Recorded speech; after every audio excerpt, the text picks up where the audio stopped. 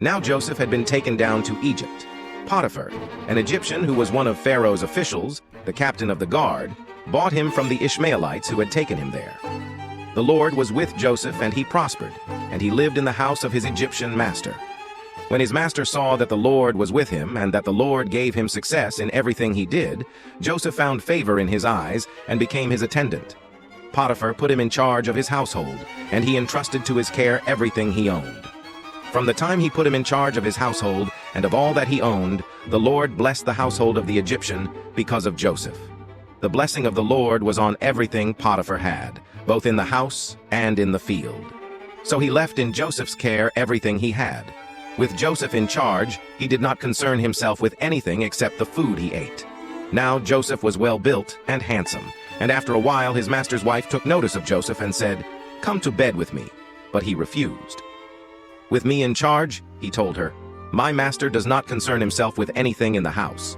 Everything he owns he has entrusted to my care. No one is greater in this house than I am. My master has withheld nothing from me except you, because you are his wife. How then could I do such a wicked thing and sin against God?"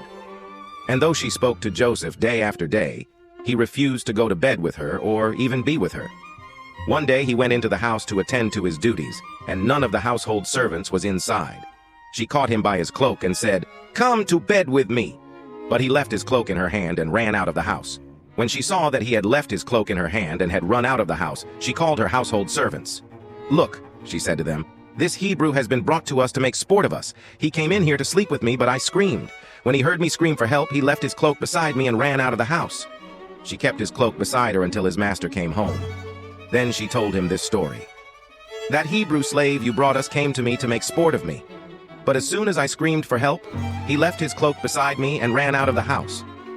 When his master heard the story, his wife told him, saying, "This is how your slave treated me." He burned with anger. Joseph's master took him and put him in prison, the place where the king's prisoners were confined. But while Joseph was there in the prison, the Lord was with him. He showed him kindness and granted him favor in the eyes of the prison warden. So the warden put Joseph in charge of all those held in the prison, and he was made responsible for all that was done there. The warden paid no attention to anything under Joseph's care, because the Lord was with Joseph and gave him success in whatever he did.